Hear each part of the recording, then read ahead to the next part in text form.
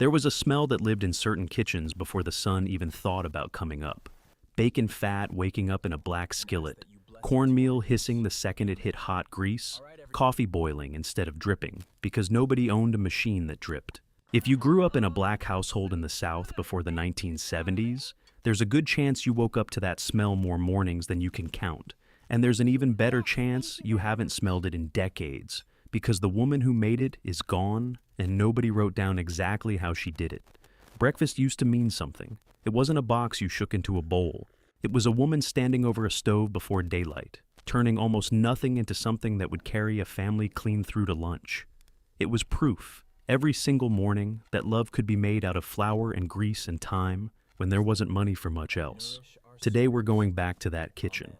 25 breakfasts that black families across the South ate before cereal took over, before the food companies convinced this whole country that mornings were supposed to be fast and easy and poured from a box.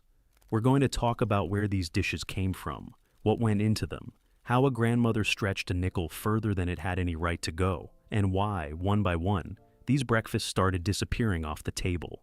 Hey family, I'm James, and if you've been here before, you know what we do. We remember on purpose, because if we don't, nobody else is going to do it for us. So, before we get into it, if this is your first time sitting at this table with me, go on and hit that subscribe button. We're building something here, a place where these mornings don't get to disappear completely. Now, let's get into it. Number 1, cornmeal mush. Before there was oatmeal in a packet, before there was cream of wheat sitting pretty on a grocery shelf, there was mush. Plain white or yellow cornmeal, stirred slow into boiling water, until it thickened up into something between a porridge and a paste, seasoned with nothing but salt, maybe a little butter if the week had been kind. Cornmeal mush goes back to the earliest days of black cooking in this country. Back to plantation kitchens where cornmeal was one of the only rations a family could reliably count on. It carried forward because it was cheap, because a 5-pound sack of meal could stretch across 2 weeks of mornings, and because it filled a child's stomach for pennies. Some families ate it hot straight out the pot. Others let it set overnight in a loaf pan, sliced it in the morning, and fried it in bacon grease until the outside went crisp and golden, and the inside stayed soft as custard. Folks called that fried mush, and if you ever had a slice of it with syrup running down the side, you know it's one of the most underrated breakfasts this country ever produced. Big Mama could make a pot of mush, stretch across 5 children, and still have enough left to fry up the next morning. That's the kind of arithmetic she did in her head before anybody had coffee. Mush started disappearing, the same decade the grocery stores started stacking their shelves with instant oats and sugared cereal, because a child could pour his own bowl of cornflakes, and a working mother didn't have 30 minutes to stand over a pot before sending everybody off. But if you ever ate a bowl of real cornmeal mush with butter melting into the middle of it, you know it wasn't a lesser breakfast. It was just a slower one, from a slower kind of morning. Number 2, hoecakes. Hoecakes are about as old as black cooking in America gets. The name itself comes from the field, enslaved laborers cooking cornmeal cakes on the flat blade of a garden hoe over an open fire, because that hoe was the only cooking surface they had access to out in the field. By the time we get to the 20th century, the hoe had turned into a cast iron skillet, but the cake stayed the same. Cornmeal, water or buttermilk, a pinch of salt, sometimes a spoonful of bacon grease worked into the batter, fried flat and crisp on both sides. No eggs needed, no flour needed, most of the time. That's what made it a survival food long before it became a Sunday tradition. It asked almost nothing of the pantry. A woman raising 6 children on a sharecropper's wages could still put hoecakes on the table every single morning because cornmeal was the one thing that never ran out. Hoecakes got served plain, with syrup, with a smear of butter if there was any left, or crumbled into a glass of buttermilk the way some of the old folks liked it. As grocery stores filled up with sliced white bread in the 50s and 60s, cheap, already cut, no skillet required, hoecakes slipped further and further back in the rotation until whole generations grew up not knowing their own great-grandmother started every morning of her working life with a plate of them. Number 3, grits and red-eye gravy. Now, grits by themselves, that's almost too obvious to mention, family. Grits have never fully left the table. But grits with red-eye gravy, that's the one the younger generation doesn't know much about anymore. Red-eye gravy is made from the drippings left in the skillet after frying country ham, deglazed with a splash of black coffee, sometimes a little water, cooked down until it turns a deep reddish brown, hence the name, on account of the little circle of fat that floats up in the center of the pan and looks like a red eye staring back at you. This dish has deep roots in poor southern households, both black and white, going back to the days when nothing in the kitchen got wasted, not even the fat left behind in a skillet. A black tenant farming family might only be able to afford country ham a few times a month, but that ham grease was treated like gold, poured over a mound of hot grits. It turned a plain bowl into something rich enough to carry a man through a full day of field work.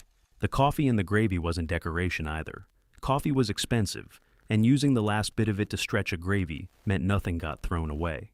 Red-eye gravy started fading once ham stopped being a household staple, and instant grits packets started out selling stone-ground corn at the store, and a whole generation grew up thinking grits only ever came with butter and cheese.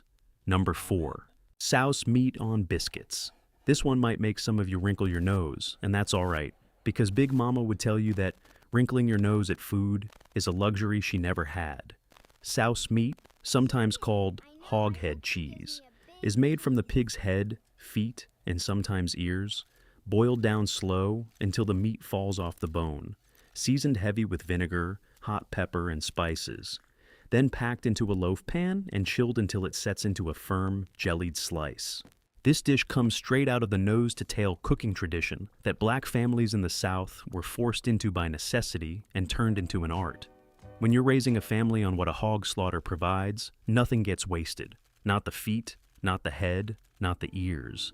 Because every single part of that animal is food, and food is not something you throw away when you don't know where next month's meat is coming from.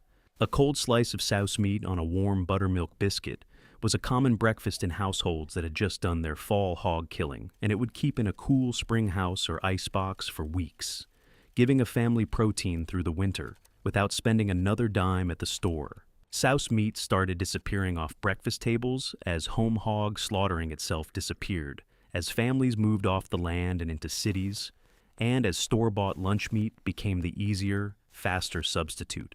Number 5. Rice and milk gravy.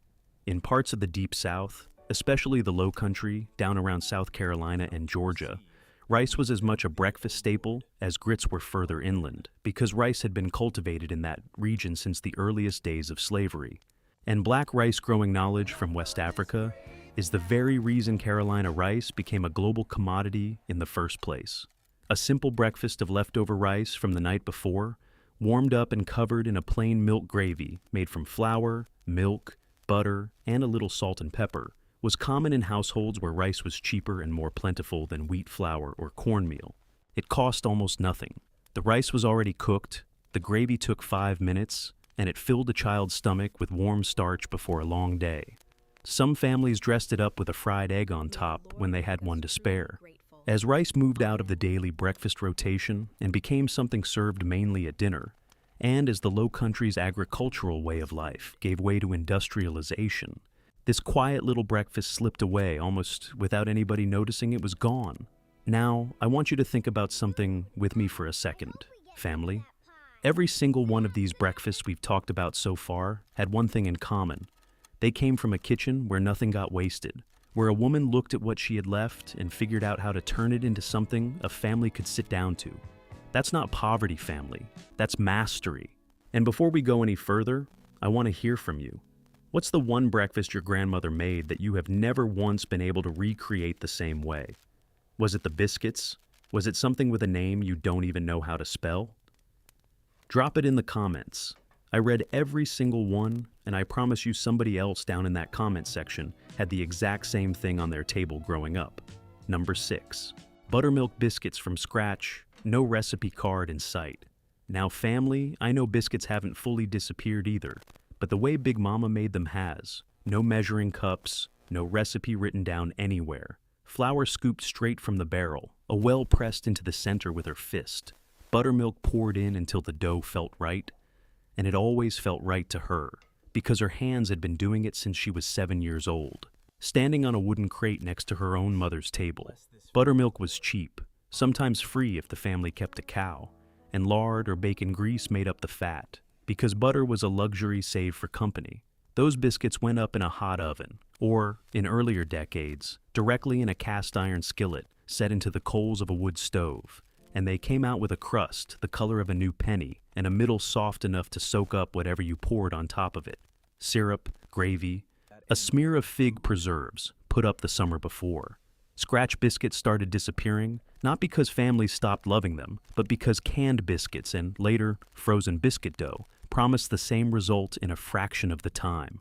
And a mother working a factory shift, starting at 7 in the morning, didn't always have the 30 minutes it took to do it the old way.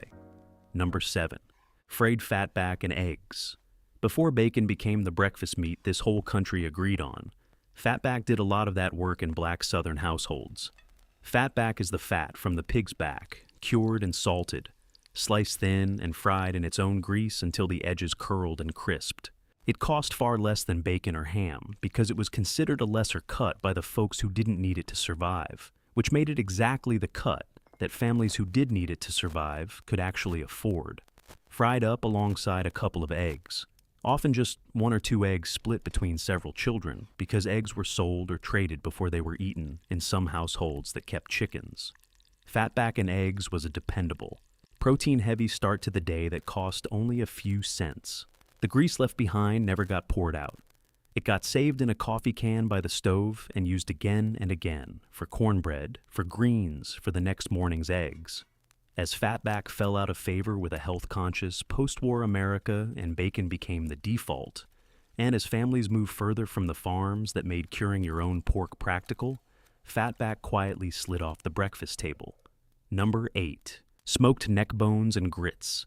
Neck bones might seem like an unusual breakfast today, but in households where the fall hog-killing had to feed a family clean through the winter, nothing that came off that animal went unused, and the neck was no exception. Smoked and simmered low and slow until the meat pulled easy off the bone. Neck bones served over a mound of grits made for a hearty, filling breakfast that could hold a field worker or a factory worker through a full shift. The smoking process itself was often done at home, in a smokehouse out back, which meant the flavor cost nothing beyond the wood and the time it took to tend the fire. A pot of neck bones simmered overnight could feed a family breakfast for 2 or 3 mornings running, which mattered enormously in households stretching every dollar as far as it would go. This dish started fading as smokehouses disappeared from black southern properties, as families urbanized, and as convenient, already cooked breakfast meats took over grocery store shelves. Number 9. Chitlins for breakfast. Now, I know some of you just sat up a little straighter, because chitlins usually get talked about as a holiday dish, something served up around Christmas or New Year's. But in a lot of households doing their own hog-killing, chitlins, the small intestines of the pig, cleaned meticulously and boiled for hours until tender, got served across several days, and that included breakfast, sometimes fried crisp in a skillet the morning after the big pot had been cooked the night before. The cleaning process alone could take a full day of women working together, scraping and rinsing, which is part of why chitlins became associated with community. Sisters, cousins, and neighbors gathering to do the labor together, turning a chore into a visit. Eating chitlins for breakfast meant nothing from that hog-killing got left behind. Meant the labor of cleaning them got honored by using every last bit. As hog-killings themselves became rare, and store-bought chitlins became an expensive specialty item rather than a byproduct of home slaughter, this breakfast all but disappeared, remembered now mostly as a holiday food, instead of the everyday meal it once was for some families. Number 10. Molasses biscuits, sweet mornings made from almost nothing. Sugar cost money. Molasses, especially the darker, less refined sorghum or cane molasses, cost far less, and it became the sweetener of choice in households where every penny had somewhere else to go. A warm biscuit split open and drizzled with molasses, sometimes with a little butter worked in first so the sweetness had something to cling to, was as close to dessert as breakfast got in a lot of homes. Molasses itself has deep roots in black southern cooking, tracing back to the sugar economy of slavery, when the byproduct of refining white sugar, molasses, was often what enslaved people were given, while the refined sugar went to the planter's table. That history sits underneath every jar of molasses that ever sat on a black family's table, whether anybody spoke it out loud or not. Molasses biscuits started disappearing as white sugar became affordable to everybody, as corn syrup took over the sweetener market, and as a jar of molasses became something you'd find in a specialty aisle rather than sitting open on every kitchen counter in the South. We're just getting started, family, and already I can feel some of you sitting there with a memory pulling at you. Hold on to it. Number 14 is coming, and it's going to hit different for a lot of you who grew up around a garden. But before we get there, family, I need to tell you something, because I don't want to keep it from you any longer. These breakfasts we're talking about today, they're just a slice of what's out there. What we're doing right here, remembering 25 of them together, that's a beautiful thing. But it's only a piece of it. There's so much more that's been lost. So many mornings that nobody ever wrote down. That's exactly why I put together something called the Soul Roots Cookbook. 100 forgotten Black American recipes, written out complete, the way Big Mama would have done it if Big Mama had ever had the time to sit down and write. Not shortcuts, not substitutions. The real thing, with the ingredients and the measures and the little tips she never wrote anywhere but always seemed to know. This video is the taste of it, family. The cookbook is the whole map. The link is right there in the description, and it's pinned at the top of the comments too. If you're watching this on your television, there's a code right on your screen you can scan with your phone. Don't let these recipes disappear the way so many already have. Number 11. Tomato gravy over biscuits. At the height of summer, when the garden was overflowing with tomatoes faster than a family could eat them fresh, tomato gravy became a way of using up the surplus before it spoiled. Ripe tomatoes, sometimes a little overripe, cooked down slow with flour, milk, or water, a bit of bacon grease, salt, pepper, and a pinch of sugar to cut the acid, poured hot over split biscuits. This dish is a garden dish through and through, born out of the reality that a family growing its own food had to eat what was ripe, when it was ripe, or lose it. Canning tomatoes for the winter took priority, so the softest, least presentable ones from each picking often ended up in the breakfast skillet instead of the canning jar. Tomato gravy carried a bright, almost sweet tang that made a plain biscuit feel like something special, and it cost nothing beyond what the garden had already given. As backyard vegetable gardens became less common in Black households, moving into cities and suburbs, and as store-bought canned tomato products became standardized and year-round, this seasonal breakfast lost the very rhythm that had made it special in the first place. Number 12. Fried apples. Come fall, when the trees out back or down the road were dropping more apples than anybody could eat fresh, fried apples became a breakfast staple that stretched the harvest across the cold months ahead. Sliced apples cooked slow, in bacon grease or butter with brown sugar or molasses and a little cinnamon if the family could spare it. Cooked down until soft and syrupy, served alongside biscuits or spooned right over them. Some families dried apple slices in the summer sun, specifically to have fried apples ready in the dead of winter, when fresh fruit of any kind was a luxury nobody could afford. This was a dish that turned an abundance into insurance, a way of making sure a family had something sweet and warm on the table in February, using labor done back in September. Fried apples started disappearing from breakfast tables as canned and jarred fruit became cheap and available year-round at the grocery store, removing the need for the seasonal preservation work that had made this dish necessary in the first place. Number 13. Sweet potato pone for breakfast. Sweet potato pone is a dense spiced baked pudding made from grated raw sweet potatoes, molasses or brown sugar, a little flour, spices like cinnamon and nutmeg if they were in the house, and just enough milk to bring it together, baked slow until it set into something between a pudding and a cake. Sweet potatoes were one of the most reliable crops a Black Southern family could grow, storing well through the winter in a root cellar without spoiling, which made pone a dish a family could count on even in the leanest months. A pan of pone baked the night before could be sliced cold and eaten for breakfast for several mornings running, which mattered in households where the woman of the house needed something ready before sunrise without having to cook from scratch every single day. This dish carries a history that reaches back to West African yam-based dishes, adapted in the American South to the sweet potato, once that crop became the dominant tuber grown by enslaved and later free Black farmers. Sweet potato pone began fading as sweet potatoes themselves became less central to the Southern Black diet, as families urbanized and lost access to the land needed to grow them, and as processed breakfast pastries offered a faster substitute. Number 14. Wild greens and eggs. Now this one, family, I told you it was coming.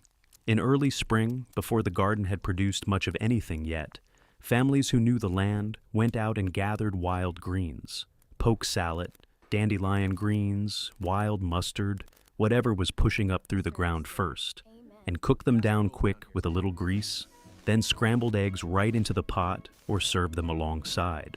This knowledge of which wild plants were safe and good to eat, and which ones needed careful preparation, poke salad in particular needs to be boiled and drained more than once to remove its natural toxins, was passed down mother to daughter, generation to generation, an entire body of foraging knowledge that lived only in memory, never in a cookbook. Wild greens cost nothing but the time it took to walk out and gather them, which made this breakfast especially valuable in the very early spring, right when a family's stored food from the previous fall was running thinnest and the new garden hadn't produced anything yet. This dish disappeared as that foraging knowledge itself disappeared, as fewer families lived close enough to open land to gather wild greens safely. And as that knowledge simply wasn't passed down, once grocery stores made foraging feel unnecessary. Number 15. Buttermilk pancakes with cane syrup. Pancakes weren't a special occasion food in a lot of black Southern households the way they get treated today. They were a regular, practical breakfast made from flour, buttermilk, a little baking soda, and an egg if there was one to spare, fried in a well-seasoned skillet and stacked high, topped not with maple syrup, which was rare and expensive this far south, but with cane syrup, pressed and boiled down from sugar cane grown right there in the region. Cane syrup has a deeper, almost smoky sweetness compared to maple, and it was often made at community cane grinding gatherings in the fall, where neighbors shared the labor and the syrup afterward. Another example of how food and community were never really separate things in these households. A stack of pancakes with cane syrup was a breakfast that filled children up before a long walk to school. And it cost a family very little because every ingredient either came from the garden, the chicken coop, or a community harvest. As log cabin and other bottled maple-flavored syrups became cheap and widely available, and as cane syrup production declined, along with the small farms that made it, this particular sweetness disappeared from most Southern breakfast tables, replaced by something manufactured in a factory instead of boiled down by a neighbor. Now, family, real quick, before we move into the second half of this list, I want to remind you about something, because I don't say this to sell you anything, I say it because I don't want you to forget. Some of you watching right now are the last ones in your family who remember any of this firsthand. And when you go, if nobody wrote it down, it goes with you. That's why the Soul Roots Cookbook exists. 100 of these recipes, complete, written the way they were actually made, not the way a modern kitchen would guess at them. It's in the description below, pinned in the comments too, and that code is still up on your screen if you want to scan it right now. You've been here with me this whole time, and that tells me something about you. It tells me you're somebody who doesn't want this to slip away quiet. I know some of you are thinking you'll ask your auntie next time you talk to her. You'll get your mama to write it down one of these days. Family, I've been doing this a long time, and one of these days has a way of turning into never. You can keep relying on memory alone, hoping it holds. Or you can have it all in one place, the real way, starting today. I did my part putting this together. The rest is yours. Number 16. Liver and grits. Beef or chicken liver, sliced thin, dredged in flour, and fried up crisp on the outside while staying tender in the middle, served over a bowl of grits, was a common breakfast in households that understood organ meat as valuable nutrition, not a lesser cut to be avoided. Liver is dense with iron, and in a time when a family might not always have access to a doctor or supplements, eating organ meat regularly was one practical way mothers kept their children's health up on a tight budget. It was also inexpensive. Butchers often sold liver for far less than muscle cuts, because plenty of customers passed it over. A plate of liver and grits, maybe with a few fried onions on top, if the week had been good, filled a child up with real nutrition before school. As American food culture shifted heavily toward muscle meat and away from organ meat across the mid-20th century, And as that shift got reflected in what grocery stores stocked and what got advertised on television, liver quietly disappeared from a lot of breakfast tables, remembered now mostly by the generation old enough to have eaten it as a child. Number 17. Smothered pork chops and rice, breakfast style. In households doing physical labor from sunup, a light breakfast sometimes just wasn't enough to get a body through a full day in the field or at a job site. And so on certain mornings, particularly weekends or before a heavy workday, families ate what looks more like a dinner plate for breakfast. A pork chop smothered in a dark, onion-heavy gravy served over rice or grits. This wasn't wasteful indulgence, family. It was strategic. A working man needed real fuel, and a family that had it to spare made sure he had it before he walked out the door. The gravy stretched a single chop across more plates than the meat alone could have covered, thickened with flour, and built up slow with the pan drippings, onions, and a little water or stock. This heartier breakfast tradition faded as work patterns shifted, as fewer families depended on this kind of sun-up to sundown physical labor, and as the American breakfast identity narrowed into something lighter and sweeter, pushed by cereal advertising that painted a full, savory morning meal as old-fashioned or excessive. Number 18. Salmon croquettes and grits. Canned salmon was one of the few affordable proteins a family could keep shelf-stable through the winter without refrigeration. And salmon croquettes, canned salmon mixed with a beaten egg, crushed crackers or cornmeal, onion, and seasoning, formed into patties and fried crisp, became a Friday and Saturday breakfast staple in a lot of households, served alongside a mound of grits. Canned fish was cheap compared to fresh meat, kept indefinitely on a shelf, and provided real protein a family could depend on, regardless of the season or whether there had been a hog-killing that year. This dish also carries a quiet religious rhythm in some households, tied to the Catholic tradition of eating fish on Fridays that filtered into certain black Southern communities, though plenty of families ate it simply because it was practical, filling, and inexpensive any day of the week. As fresh and frozen fish became more accessible and canned salmon fell out of everyday use, and as breakfast itself moved further and further away from savory fried patties, this dish slipped into the background of Southern black cooking memory. Number 19. Crackling cornbread for breakfast. Cracklins, the crisp, rendered pieces of pork fat and skin left over from making lard, got worked directly into cornbread batter, giving the bread pockets of salty, crunchy fat throughout. Baked in a hot cast iron skillet until the crust went dark and the inside stayed tender. This bread came directly out of hog-killing season, when a family rendering their own lard for the year ahead ended up with cracklins as a byproduct, and nothing from that hog-killing was ever wasted. A wedge of cracklin cornbread, still warm from the skillet, made a filling breakfast on its own, or split and dressed with a little syrup for those who liked their morning, to carry some sweetness alongside the savory. This bread represents maybe more clearly than almost anything else on this list the philosophy that ran through black Southern kitchens. That value could be found in what other people threw away, that the byproduct of one process could become the centerpiece of another. As home lard rendering disappeared and cracklins became a specialty item, you'd have to search out rather than something automatically produced by your own kitchen. This cornbread variation began disappearing right alongside it. Number 20. Coffee milk for the children. Now, this one might surprise some of you, family.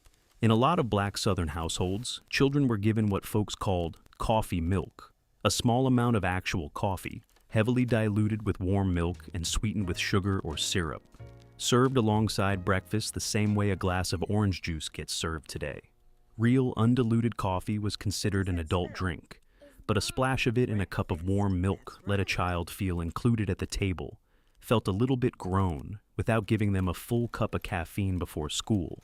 This tradition stretched a family's coffee supply further too, since coffee itself was not cheap, and cutting it heavily with milk meant the same amount of coffee grounds could serve the whole family instead of just the working adults.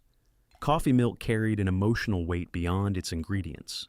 It was often the first taste of feeling grown a child got, sitting at the table with a warm cup, just like their parents had.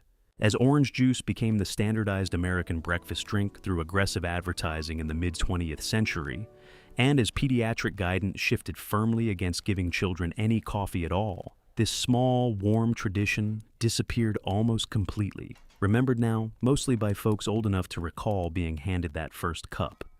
Number 21. Fried green tomatoes and biscuits.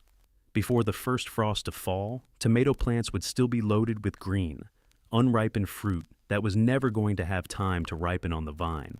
And rather than lose that harvest, families sliced those green tomatoes thick, dredged them in cornmeal, and fried them crisp. A breakfast born entirely out of not wanting a single tomato to go to waste. Served alongside a warm biscuit, sometimes with a little hot sauce or a sprinkle of sugar, depending on the household's preference. Fried green tomatoes gave families one more meal out of a garden that was winding down for the season. This dish shows up in that same late summer, early fall window as fried apples and tomato gravy, all three born from the same instinct. Use what the land is giving you right now, because it won't be giving it for much longer. As home gardening declined and grocery store tomatoes, bred to ripen uniformly and travel well, became available year-round, the specific urgency behind this dish, the need to use up green tomatoes before frost took them, simply stopped existing for most families, and the dish faded along with the need. Number 22. Ham, hock, and rice porridge.